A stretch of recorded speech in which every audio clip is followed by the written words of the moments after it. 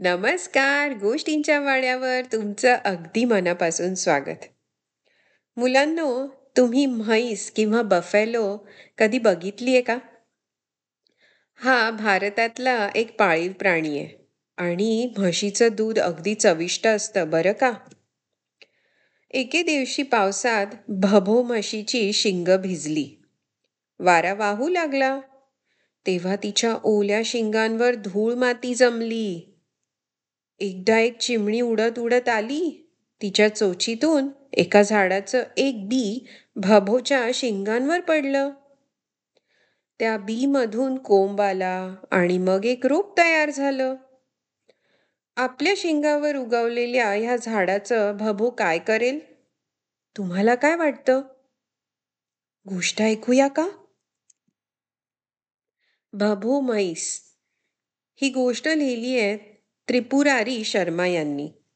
चित्र काढली आहे अतानू रॉय यांनी. मराठी अनुवाद केलाय सुश्रुत कुलकर्णी यांनी. ओरिजिनल पब्लिशर आहे रूम टू रीड. गोष्ट प्रकाशित केली आहे प्रथम बुक्स आणि स्टोरी विवर कम्युनिटी यांनी. लायसन्स्ड अंडर CC BY 4.0 लायसन्स.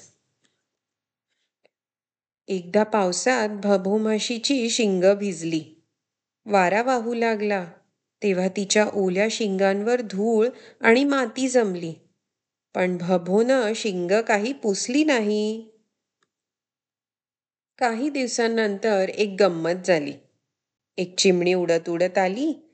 तिच्या चोचीतलं झाडाचं एक बी भभोच्या एका शिंगावर पडलं. भभोला ते कळलंच नाही. हळूहळू बीमधून कोंब उगवला. बघता बघता ते रोप मोठं होऊ लागलं. त्याला पानं फुटली. त्याच्या फांद्या पसरू लागल्या. भभोची अवस्था बघून सगळे हैराण होते. पण भभो जराही वैतागली नव्हती. ती कुठेही आरामात बसून राहत असे. कडक ऊन पडलं की बाकीच्या म्हशी सावलीसाठी इकडे तिकडे धावत. भभोला मात्र तेवढंही हलायची गरज नव्हती. ती हसून म्हणायची, माझ्याकडे तर स्वतःचीच खास छत्री आहे. यावर बाकीचे भभोला काय म्हणणार? तिच्या शिंगांवर सावली देणारं झाडच उगवून आलं होतं ना. मग एका चिमणीने त्या झाडावर घरटंही बांधलं. तिने भभोला बजावलं, बघ हं, हलू नकोस, यात माझी अंडी आहेत. यावर किंचित नखरे करत भभो म्हणाली, पण मला खायला काहीतरी लागेलच ना. मग चिमणीने जरा विचार केला. तिलाही भभोचं म्हणणं पटलं. तिने बाकीच्या चिमण्यांना सांगितलं, आपण भभोला तिथेच खाणं नेऊन देऊ. झालं. भभोला तरी आणखी काय हवं होतं? ती मस्तपैकी एका जागी बसून खात असे आणि शिंगावरच्या छत्रीच्या सावलीत आराम करत असे.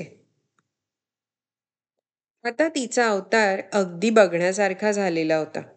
शिंगावर झाड, झाडावर पानं, पानांमध्ये फुलं, फुलांच्या मधोमध एक घरटं आणि घरट्यात 2 अंडी. कोणी म्हणे, भभो तू भारी आळशी आहेस बुवा. त्यावर ती म्हणे, एवढं तर करतेच आहे की मी. हे असं काम दुसरं कोणी करू शकतं का सांगा? खरी गोष्ट अशी होती की तिच्या ह्या म्हणण्यावर कोणाकडेच उत्तर नव्हतं. त्या अंड्यांमधून पिल्लं बाहेर येणार होती. पिल्लांना पंख फुटणार होते आणि एक दिवस ती पंख पसरून उडून गेली असती. मात्र काही झालं तरी भभो आपल्या जागेवरून ढिम्म हलणार नाही.